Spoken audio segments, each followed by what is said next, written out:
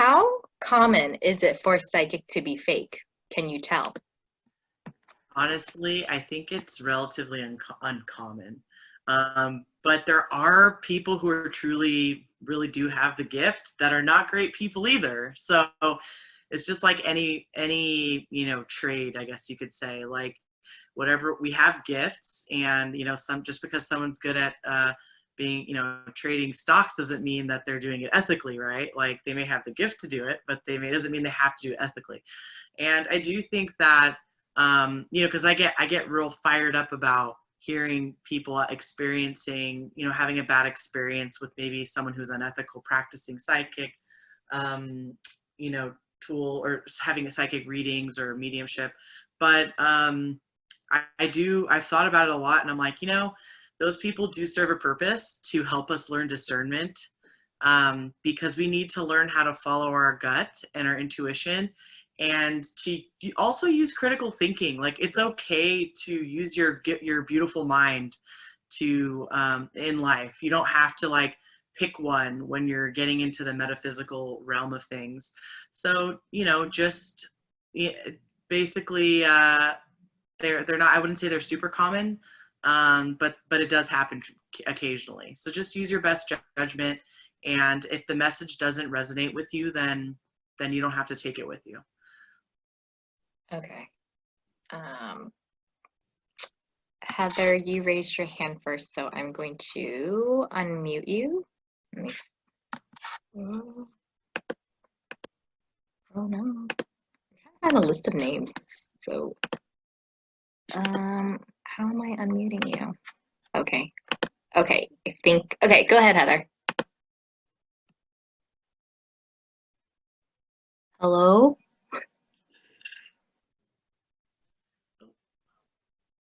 Did we lose Heather?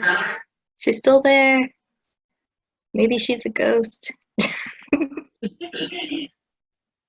Okay.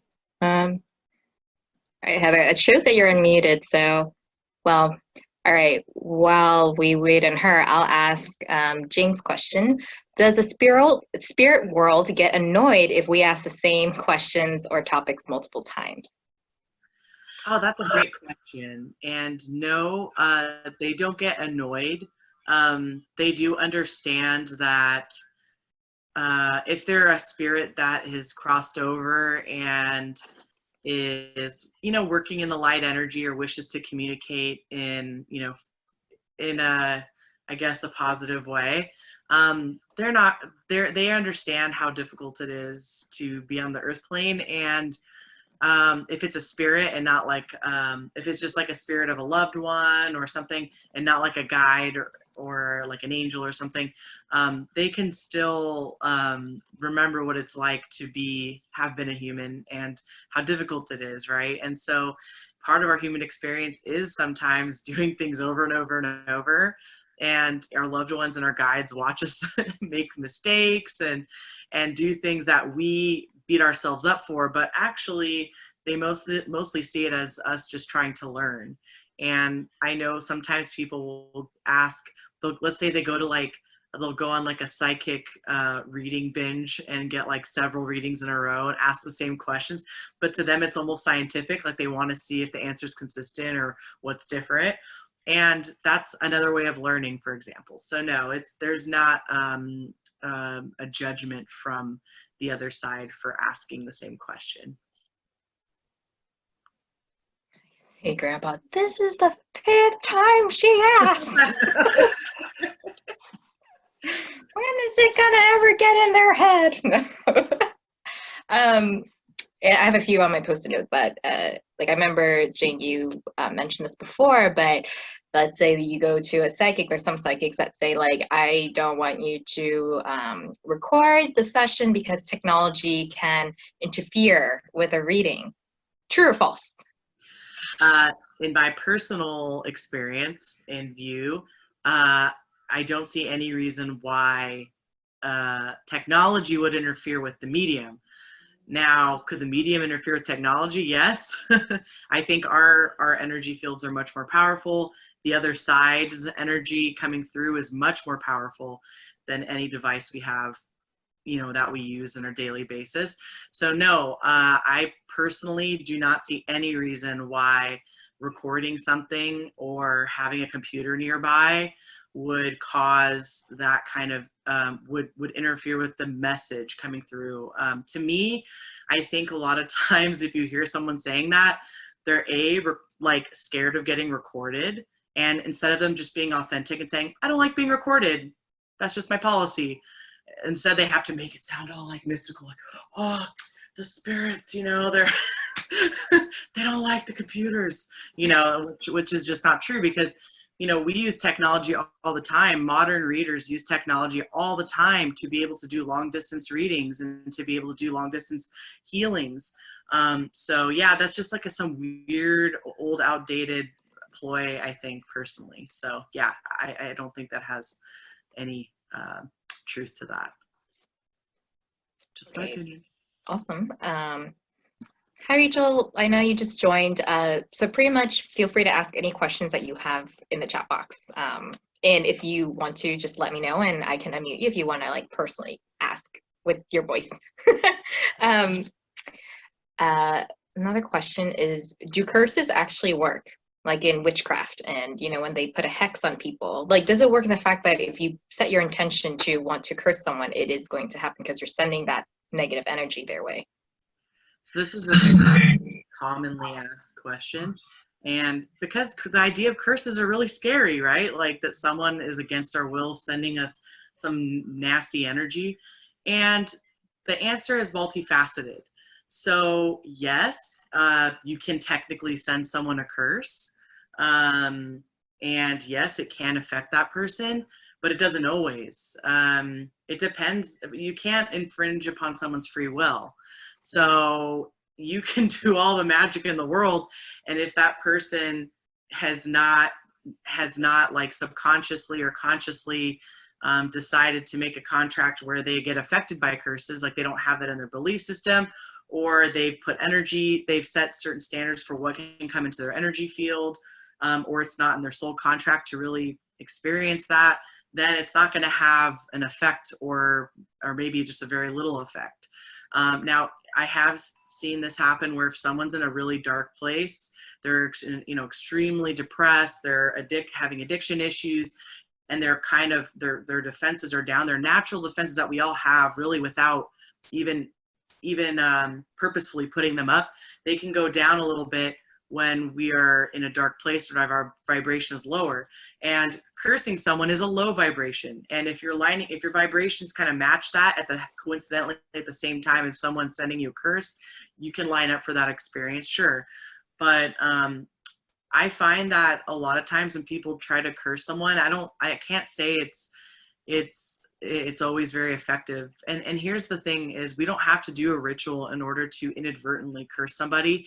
It could be focusing a lot of negative energy in our thoughts towards someone. It can, if that person is matching that energy that you're sending out, it can cause them to, trip over something, break their leg. Even if you didn't say like, that's what I want to do in the curse, but it can actually cause them some sort of hiccups in their that day or something. So I think it's a lesson here is that our thoughts are extremely powerful and they do create reality. So just be cognizant of what you're thinking, because it could potentially affect someone if you're focusing on like being super jealous of someone. I'm not sure if anyone here has the evil eye in their culture, the idea of the evil eye. I'm Greek, and so we have that as part of our cultural kind of, I guess, beliefs, rituals. So, the belief is that even if you're sending someone too much positive energy, like too much admiration, it can make someone sick. And then there's a certain ritual to take that energy out and to basically, because it can create a sickness. And I've heard many stories of it, actually, people getting sick from even too many compliments. So it's very interesting, but it varies from person to person. And it is, and just remember, no one can violate your free will. Cool. Let's see here. Oh, how long does it take after someone passes to be able to talk to them? It can. Here's the thing: is that I know there's like a lot of books and like a lot of I don't know, just like people that propagating this idea that like spirits are like unavailable for like 6 months to a year after they pass away, and that you cannot talk to them or seek them out with mediumship or anything. And again, this is just based off my experience. I have not found that to be the case whatsoever. I have seen cases where they're still learning to kind of the best way they like to communicate, but I have communicated with spirits like literally the next day after they passed away. And I've talked to spirits who've passed traumatically the next day. And yes, I noticed their communication was maybe a little different, but they had messages they wanted to get out, especially in the cases where they've died suddenly. Like they want to say stuff. They're not like, oh, hold on, I gotta go, sorry, like I'm unavailable. Like their energy, and we can access them if we wish. And of course, like they have free will too, right? But I have not really found a situation yet where someone has passed away and they were not accessible. So yeah, I don't know where that came from. I think it's one of those older, I noticed like some of the older teachings about the spirit world and metaphysics from like 30 plus years ago have all these weird caveats. And I think they're that in the stage that we were in, like as humans were evolving at that time, we still were kind of rooted in a lot of traditional beliefs and a lot of like limitations and superstitions. So I think that kind of just tied in with the energy of how people were at that time. So I feel like it just seems really out of place. And the more we get to know and the more we evolve as a human consciousness.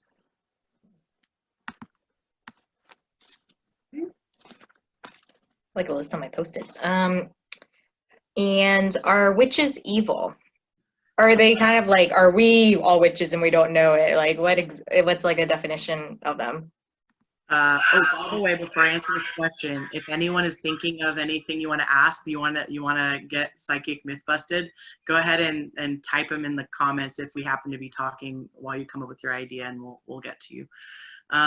So that's a great question, Trang. No, there's just like people, there's many different kinds of witches, and there's many types of light white witches, and there's just, I mean, really, there's almost like a type of witch to fit what kind of person you are. Like there's so many ways you can identify, and it's unfortunate that witches have been classified as like something evil, because I think that came out of the religious belief system of several hundred years ago or so, and it kind of, we hear about in storybooks and children's books, old tales and mythologies, and it kind of somehow still gives people the idea that being a witch is conjuring demons and stuff. And I think also shows like Sabrina the Teenage Witch, the new version of that on Netflix, I think it also kind of reinforces incorrectly that, well, I love that show. It also reinforces incorrectly that witches conjure demons and worship Satan. And unfortunately, I mean, that's still being propagated, and it's not the case at all. In fact, you know, some people say that there's witches and it's witchcraft is in their family, and it's just like a very positive, type of tradition that's been passed down. Some people say you're born a witch, so even if people in your lineage, in your family line, have not practiced for a few generations, it's still in your blood. And then other people say you can be drawn to becoming a witch. And really, what does it mean? It's really just taking on that role of intentionally using magic and herbs and crystals into certain rituals and spells. Like it's a kind of an organized way to practice magic in a variety of ways. Can you practice magic and not be a witch? Sure. That's the title that you can choose not to call yourself, even if other people in your family do consider themselves witches. So I think it's a very personal experience. And if any of you do feel called to experiment with that, I would encourage you to look up all the different types of witches you could be, and find one that resonates with you. But if none of that resonates with you, just carry on doing your own thing too. Awesome. Let's see here. Here's one that came up. How do I know if I'm looking for signs, or if it's actually, or if it's like an actual sign from the universe. So I think what this is more of like, you know, when you see something, you're like, oh, is that a sign? And you just start looking for it. But is, you know, how do you know if it's just actually something you just saw on a wall? This happens a lot to people when they first start learning about synchronicities and manifesting and angel numbers. I noticed that sometimes there can be almost like a I don't want to say, what is it? What's the right word to describe it? Hypervigilance. It becomes a hypervigilance to like seek out symbols everywhere.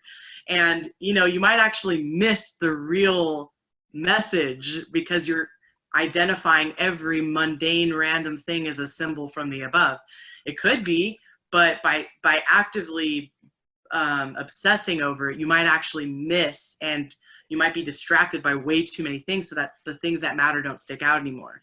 I think a good rule of thumb is, or not rule of thumb, but a good way to kind of discern is if there's something you get drawn to without trying. Like if you're not trying to like find something and it comes to you, that is a good indication that it's probably a symbol. And it can come in many forms, and that's why people get all tripped up when they're first on their spiritual journey, because they're like so excited and they want to see the power of the universe at work, you know, and they have their journals, their synchronicity journals. I think over time, with practice, people naturally start to like tone it down a little bit, and they get in a groove with what they feel they can identify are signs or just random trash on the street, you know. So it just takes time and practice, and that's part of the discernment process. So yeah, just if it sticks out to you and you were not looking for it, that there's a good chance it might be some sort of synchronicity or sign. Okay.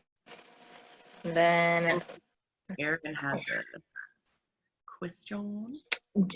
Aaron asks, do our spirit teams, guides, angels, etc., change throughout our lives, or does it basically stay the same?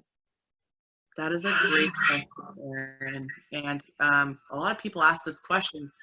And it is, yeah, basically what happens is throughout your life, as you encounter different circumstances or journeys, you may have kind of like a changing of the guard, where guides will swap out, or a guide will change their relationship with you, not be as much of a guide, and kind of just like be more of a kind of like a friend energy. You know, it depends on which stage you're in, but it is very, very likely that, you know, if anyone you know has had several guides already switch out over the course of their life. And there are some guides that stick with you forever, because that theme may be following you throughout your entire life. So you need a guide assigned to that aspect of your life to kind of help you work through it until the day you pass away. But then there are lots of other more temporary guides that come in, maybe for a few months or maybe for a few years. It just depends on what path you're on. You can also get new guides when you're taking on new types of practices or professions. If you're doing, let's say, like for example, I use this example of when someone becomes a Reiki practitioner, we're taught that you get like a Reiki guide, a guide that specializes in this type of energy and can work with you throughout the time you're doing your Reiki practice. And sometimes they come in a little before you actually become a Reiki practitioner, because they could see your future, they know it's going to happen, and so they can start to like prep your energy or guide you towards that practice or job or whatever. That's a great question, Erin. Okay. And then finally, I have a question that I came upon today. I don't know if this one would be actually for myth busting, but it's more of like from your perspective as a medium. What did Adam and Eve come first? Did the monkeys come first? Or how did it all start? Ooh, this is a big question, and it's a good one. Okay, so you're asking if like these kind of traditional ideas of how the world started, if those are real? You know, the Big Bang. Yeah. Wow, it's actually very complex, and there's pieces of the truth that have been turned into like kind of like a mythology through these stories, or, you know, things we've discovered in science. Like there's a piece of the truth in there, let's say with the Big Bang theory, but there were things that happened before that beyond our timeline, or like our creation of our time and our universe and stuff. So like it can go very deep, and this could be like a whole lecture. And I haven't like dived into this like in great depth because it's such a heavy question.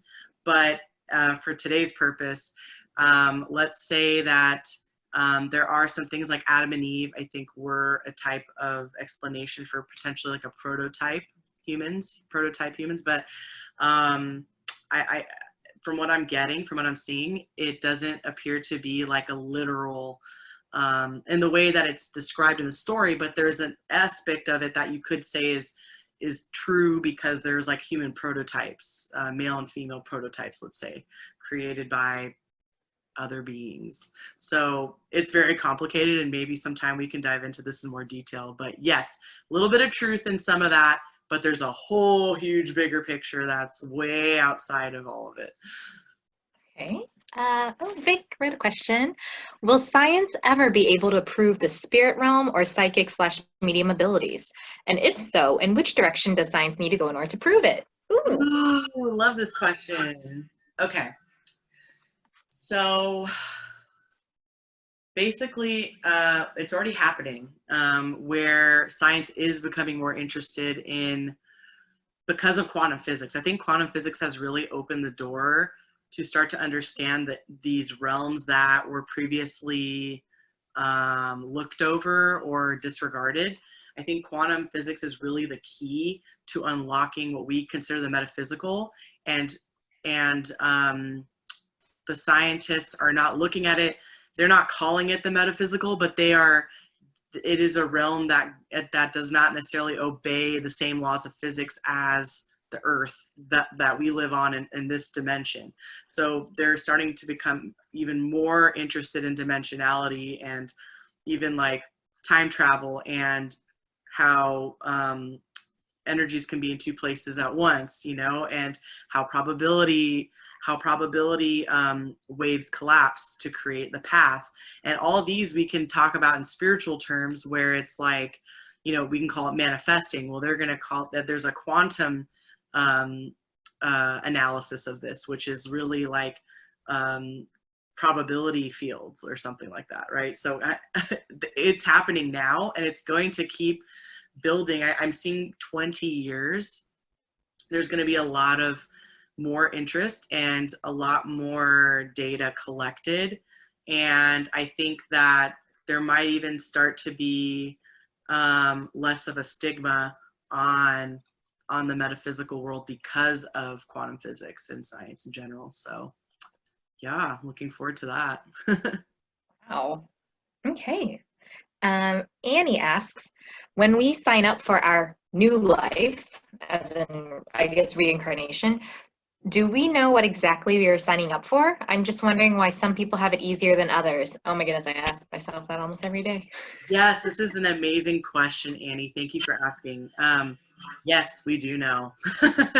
And that's, to be honest with you, it's one of the hardest things to acknowledge, but also it can make things a lot easier. It could be more empowering to know that as well. Like once you settle into that idea and kind of accept it in your heart, then it feels a lot easier sometimes. And for me personally, that's been my experience, is when I learned that I chose a certain life, and as I get older, I see the incredible growth that I get from these difficult experiences.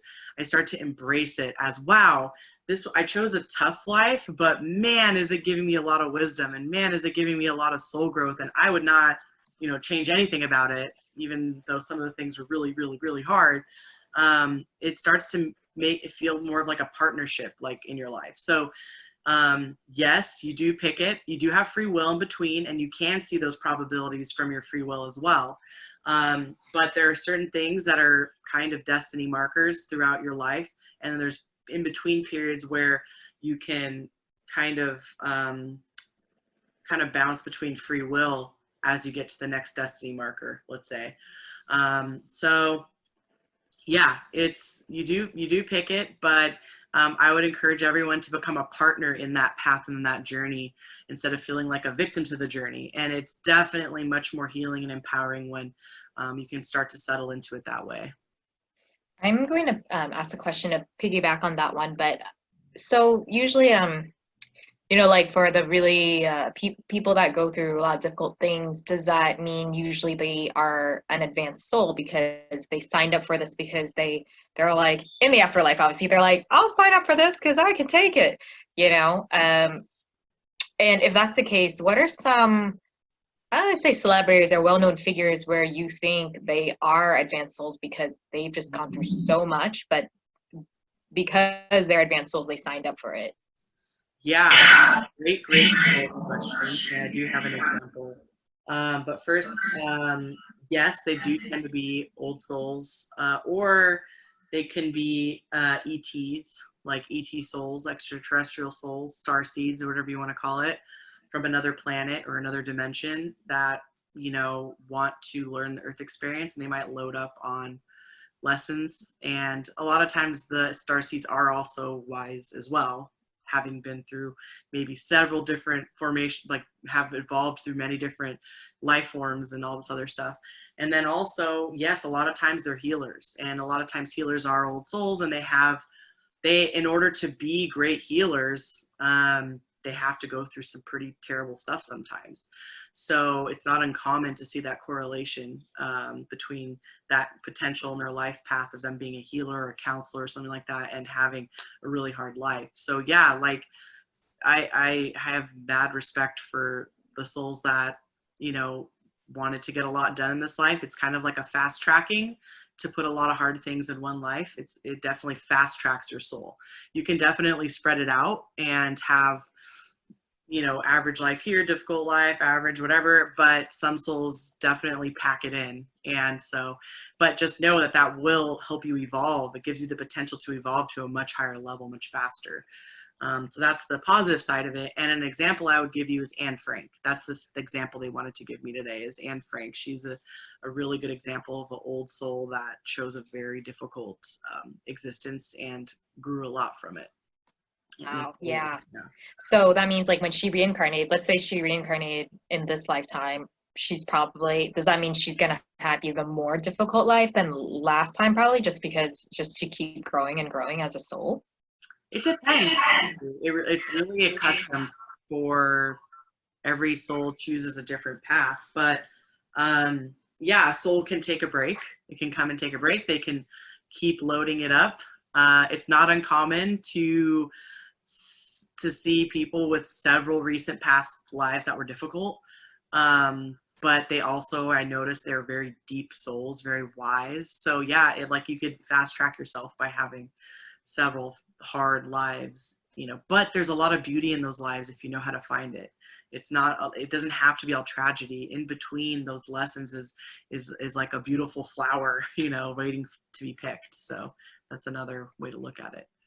Cool. Heather says, I feel my guides are calling to me, but I don't know how to really receive their communication well.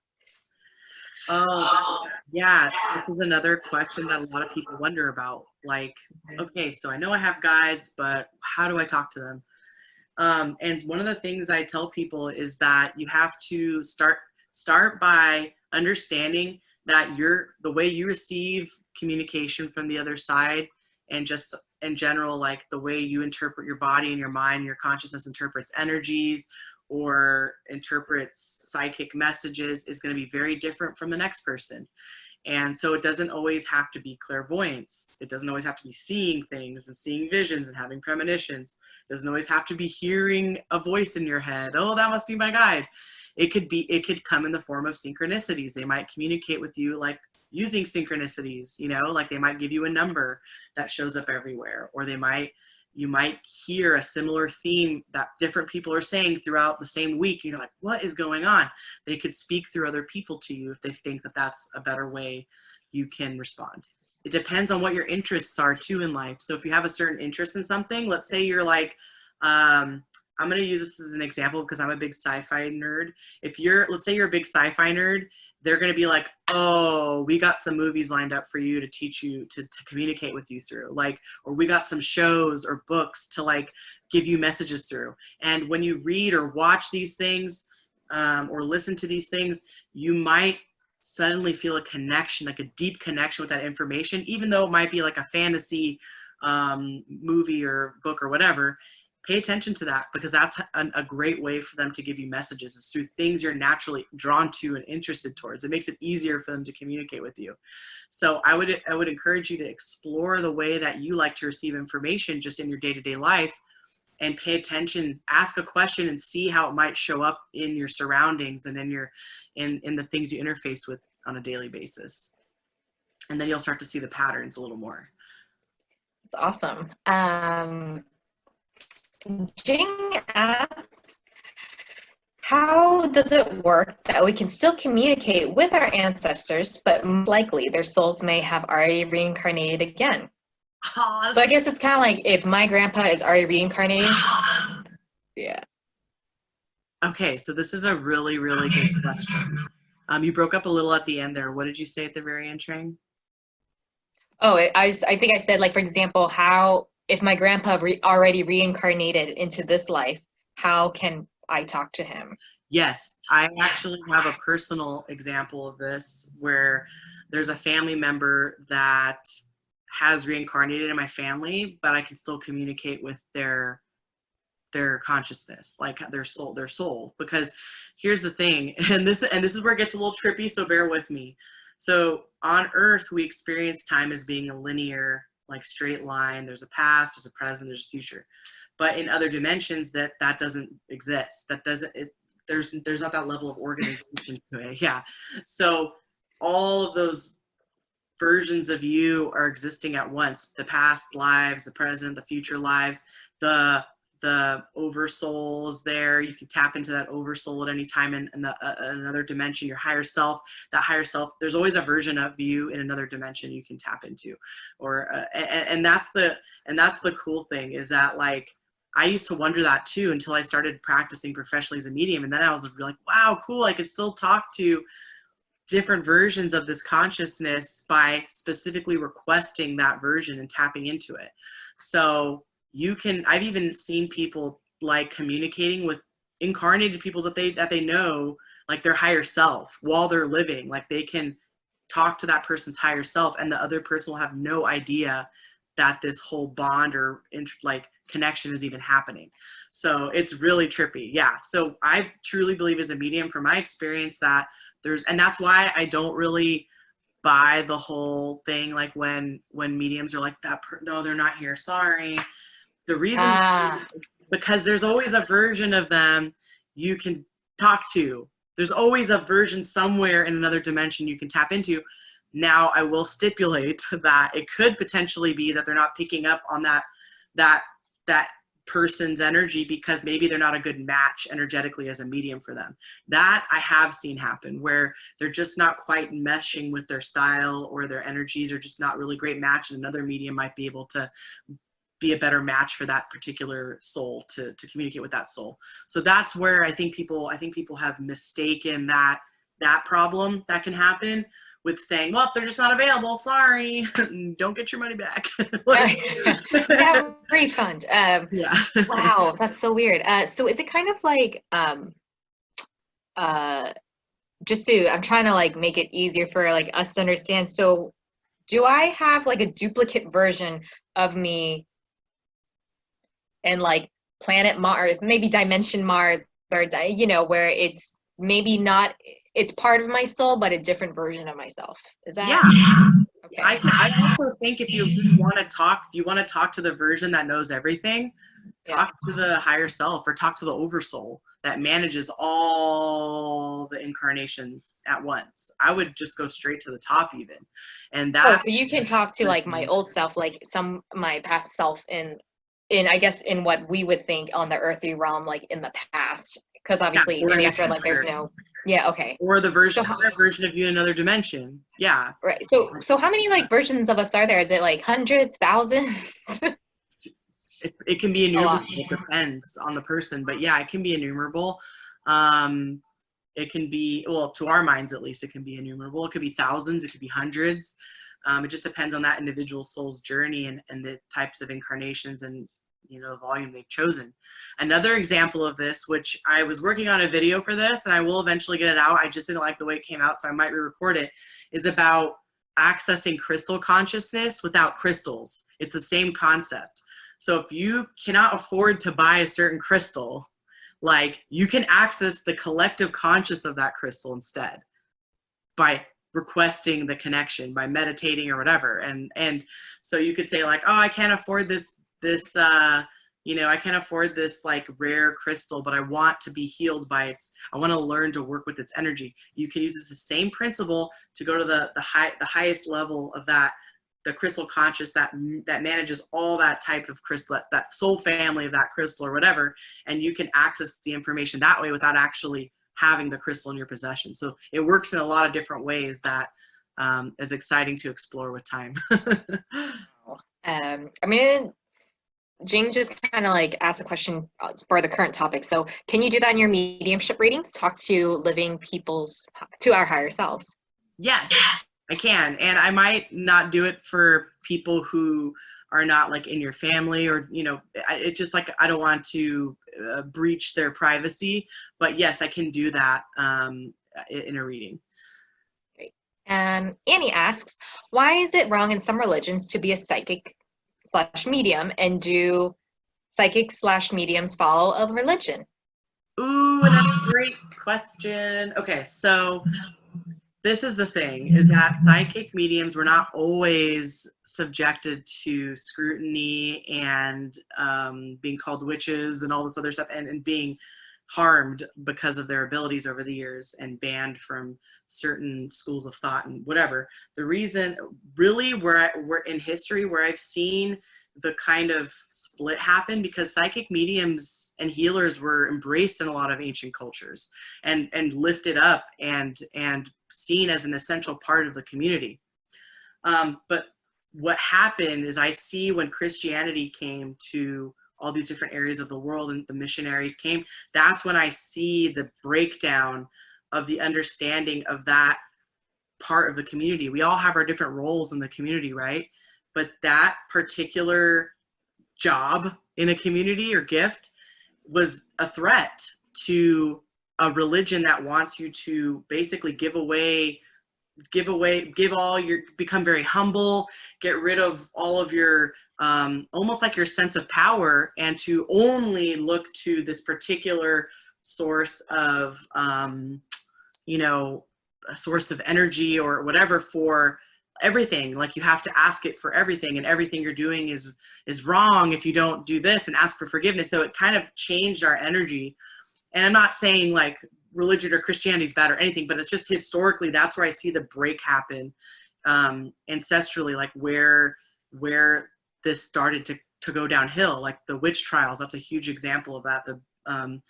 We see that it was competing. The people who became indoctrinated in a certain mindset saw this as a threat because it is powerful. But the thing is that we all have innate psychic abilities, and the more society modernized and got ingrained in beliefs, like from scientific beliefs and heavy religious beliefs, the more distance we put between our true power and the manufactured like wall that was put up between us and that power from society. So that's kind of why, at least from my studies and perspective, this happened over time. If you talk to a lot of families, even religious families, there's always like, not always, but a lot of times there's a person in the family who's like the weird one that has the abilities, and they're all like the black sheep of the family and stuff. And it's unfortunate that they cannot integrate with the family because of these strong beliefs. There are psychic mediums that do have religions that are heavy duty Christians or heavy duty Buddhists or whatever. Personally, I was baptized Christian. I grew up Christian, but as I got older, I found that it conflicted with my personal belief system that I started to evolve over time. And it didn't quite fit in personally with me being able to feel free, I guess, to practice the way I do today. And so I kind of took some principles that I liked from the teachings and of Christianity and kind of hybridized my own belief system that I feel works much better for me. But yeah, there's a lot of mediums out there that are practice religions as well. Cool. I think so far that's all questions. Oh, Heather, yes, I've been having a spiritual awakening, and by the Bible husband thinks I've gone off the deep end. This is Yeah, I also I'm noticing, like, even the people in our just the Happy Healing Shop group, we're kind of, a lot of them are on that journey where they're starting to notice things, and they're just, whether they're curious or they're starting to discover it and be like, hey, I think some of this is a bit off, you know?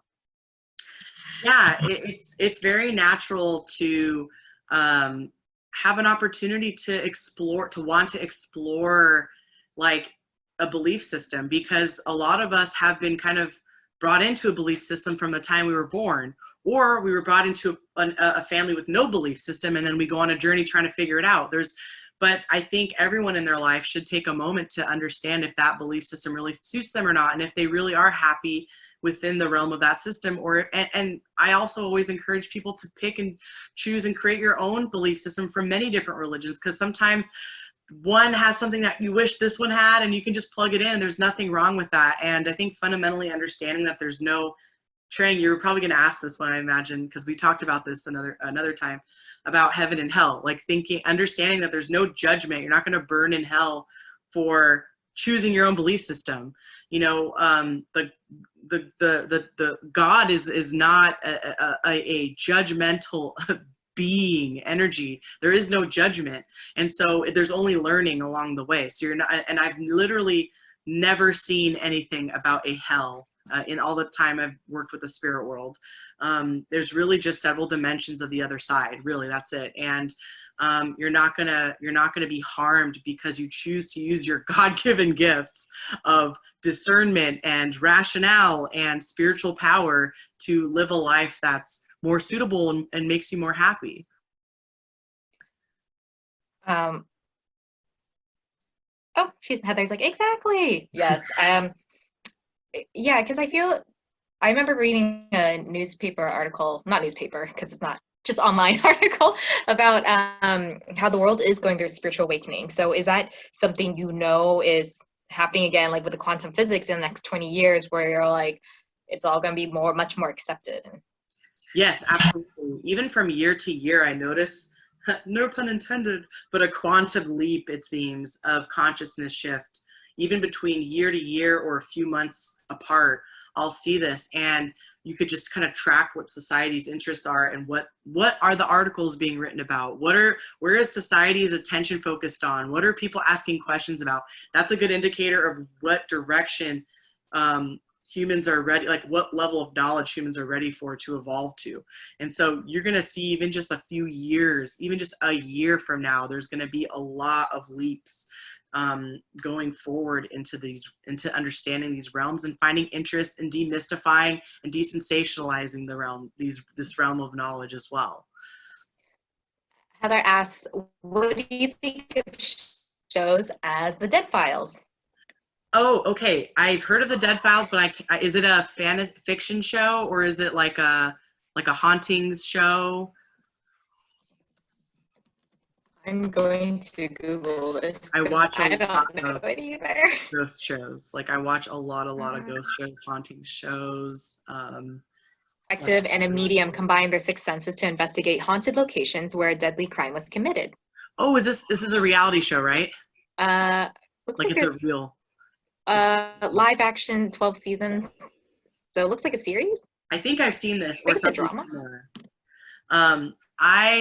So I always like watch shows like this, but some of them annoy the crap out of me because of the way they, like, I can't remember with this particular, like, how they treat spirits and how they interact with them in this particular show, but there's some shows where people interact with ghosts, or, you know, and they're very disrespectful to the process of trying to get a spirit to communicate with them, or a ghost that's, you know, residing on the property to communicate with them. It just seems very like caveman, like, hey, why don't you talk to me? You know, I'm like, you can communicate. You don't have to go through all those lengths to do that. And also, a lot of them do not, they go into like a place that it may actually have negative entities, which is rare for a place to have that. But some places really can have like a portal to a lower dimension or something open, and they don't protect themselves. Like they're like, please use my body and scratch me. And I'm like, no,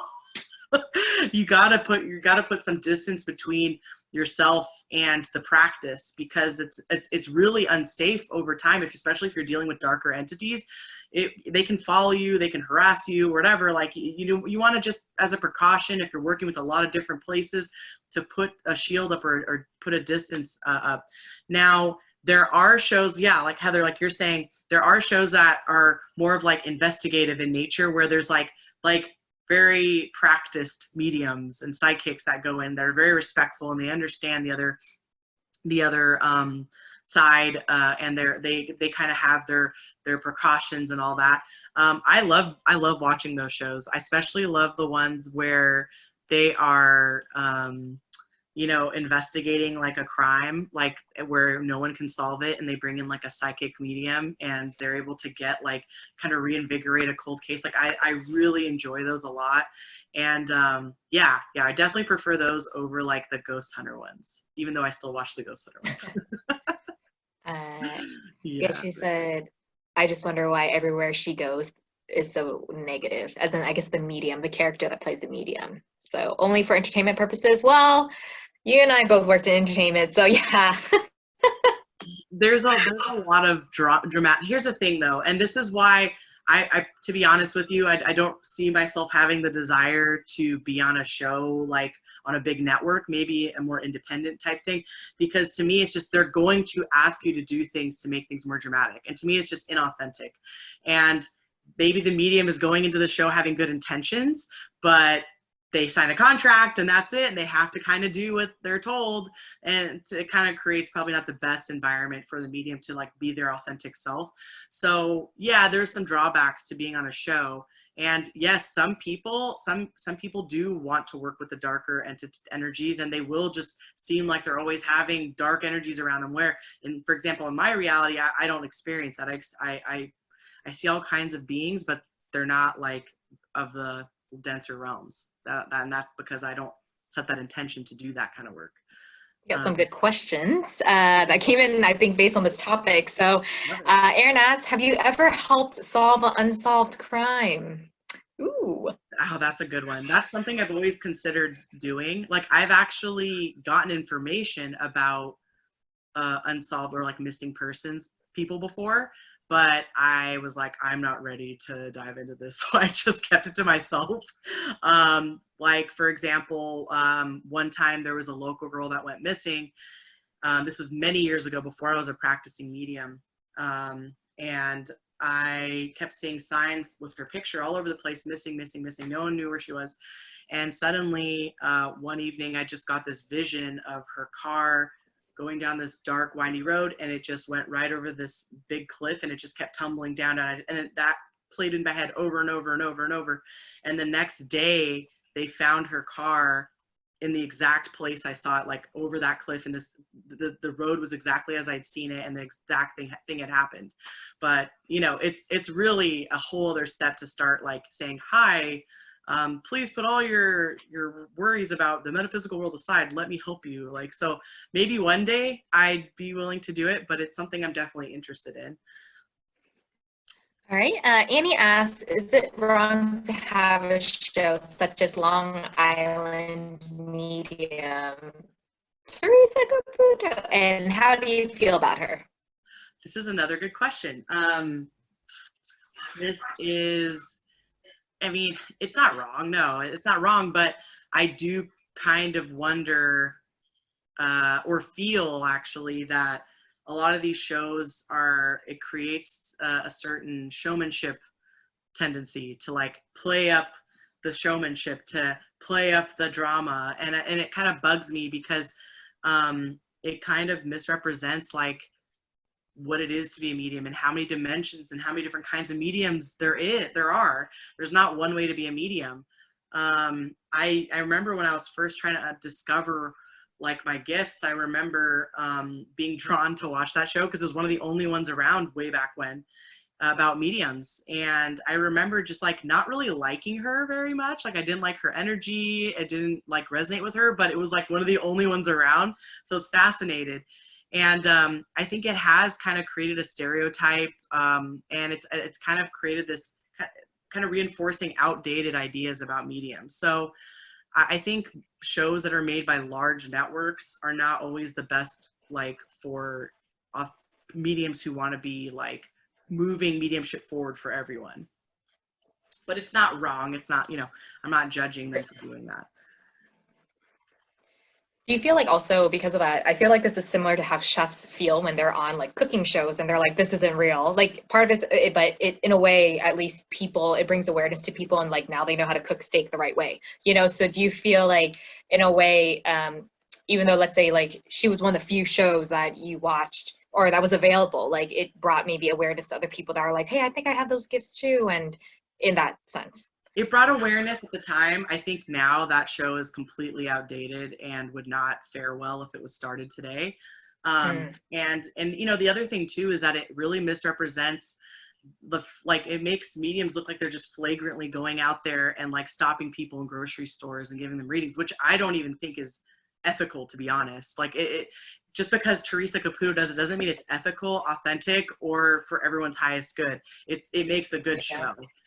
So yeah, you do sell your soul a little bit, I think, to these large networks when you're doing that, but that's a personal choice. And at the time it did bring some level of awareness. But yeah, I hope to see them evolve in a better direction if there are going to continue to be shows about psychics and mediums. Heather, I've been meaning to ask someone who might know. When I am falling asleep, but not yet fully asleep, I begin to see still images of people I have never met and do not recognize. Sometimes they are in action, but it's always in a photograph kind of way. I can't understand who these people are. I see them in great detail, but only for a few moments before it dissipates. What is this? Welcome to the world of mediumship. That's what that is. You have mediumistic abilities and you have clairvoyance. So you're using your clairvoyance unintentionally. You're picking up on these psychic images, these images of people you've never met because they're spirits that are around you trying to communicate with you, or even you could be using your clairvoyance to see unintentionally people from other lifetimes or ancestors even. But yes, it's likely you're seeing a lot of random spirits that are kind of around you trying to get your attention, and that's the way you're processing them. So yes, that's how you can, that's one of the symptoms of being a natural medium. So I would encourage you to explore that and to not be afraid of it. That happens to me like literally like all the time. Annie asked, can you explain astral projection? I guess also, and lucid dreaming, I'm gonna throw that in there as well. Yes. Okay. Astral projection is when your body is at rest, and actually it doesn't have to necessarily be, but your body a lot of times is maybe sleeping or in a state of meditation or something, and your consciousness kind of separates from your body. You call it your astral body. It's like this energetic body, like a little version of your physical self, but an astral version. It kind of separates from your body. It's always attached. Some say it's by a silver string, like a silver cord that can't be broken unless you pass away. But yes, that version of you is floating up into other dimensions, and people can have really psychedelic type experiences, or they can see, they could be like flying over their town or showing up in their friend's room, and they're like, what's going on? What? And that's because you can travel around when you're in your astral form. You're not limited by physical limitations. So you can be in another dimension that's slightly higher, visiting all these places, or even interacting with other beings, other realms, all kinds of things. And then lucid dreaming is kind of, to me at least, the awareness of being in another dimension and experiencing the other dimension, because that's what happens when we sleep. Our astral bodies and our consciousness goes into another dimension, and that's where our dreams manifest. And so when you can get control over your consciousness as it's in that realm, you can actually remember what happens, just like you can with astral, just like trying to intentionally astral project. Lucid dreaming happens a lot of times unintentionally, but you can actually learn how to lucid dream on cue with time and practice, and you can see what happens in these other realms, and you can create things and experience them. So yeah.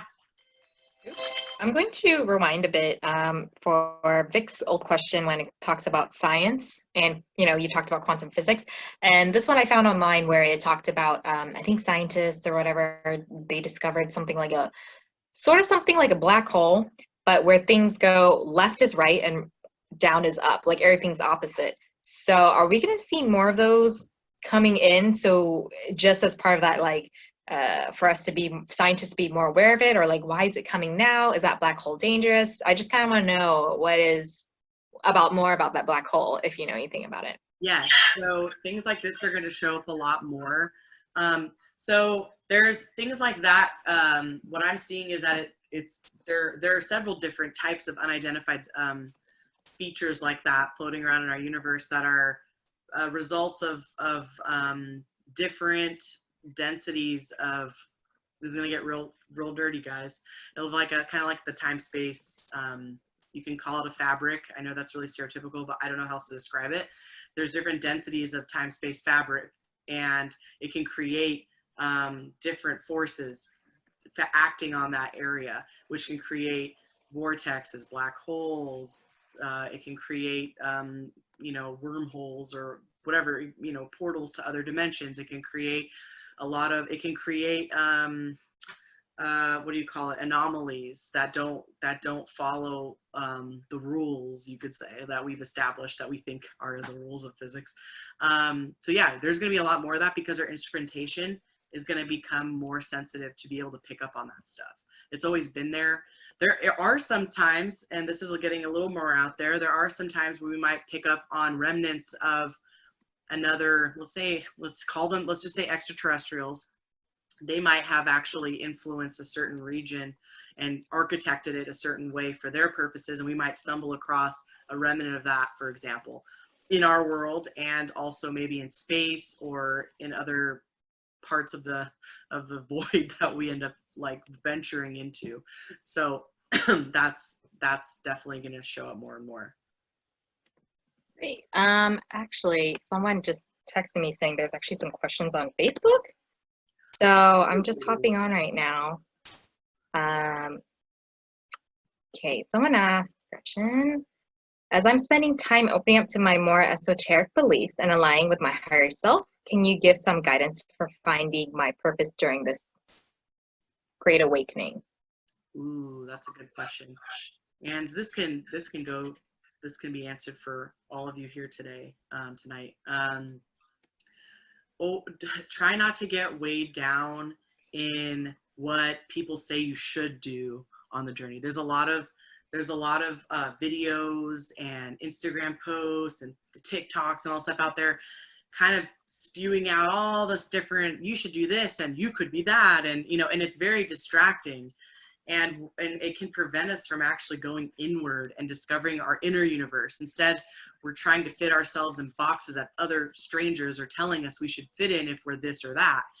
Really, there's infinite possibilities for the way your own personal gifts can be displayed or can manifest, and your path is as unique as anything else in your life. So I would just recommend that you and everyone watching this tonight don't get too sucked into like what you see on social media or what you read on blogs, because at the end of the day, psychic mediums, astrologers, all the people that are working in this metaphysical teachings are really pulling in information, and they're going to pull in different information, and some of it might go through a little bit of a filter because we're human and we're not perfect, but I think most of us try our best not to let our own personal beliefs influence the information we get, but you're going to see all kinds of variants of that. So follow your gut instinct and see where you're naturally drawn, and I would say go inward and follow those instincts.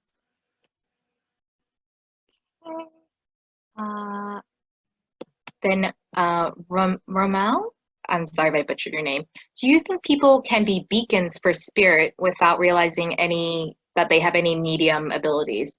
I've had a couple of readings where many spirits showed up that I didn't know, but the ones I wanted to connect with care through more.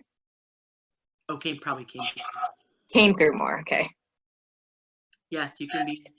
It's another way of saying you're a natural medium, basically. So yes, there are people that even if you're not a practicing medium, you can be. I found that spirits might be drawn to healers as well, natural healers, because people who are kind of born with certain metaphysical gifts open more, they kind of radiate.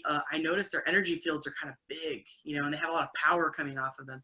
So that can really like be a beacon, yeah, for spirits, or even like earthbound spirits who are like, you know, kind of wanting to move forward or move on, or if they're family members that of someone that you know, and they see that you have the potential to bring them through, but you don't know you have the potential to do that yet, they will come to you anyway, because they can tell if you can be a medium. And so even if you're not aware of your abilities yet, doesn't mean you can't do it. And you might be a person that has a lot of spirits collecting around you because they see your abilities. So yeah, I would encourage you to dive into that more. And if you know someone who's asking, you know, who's told you about this, I would encourage them to, you know, empower themselves with some knowledge about that. Yeah, I think that's it. Anyone else have any more questions?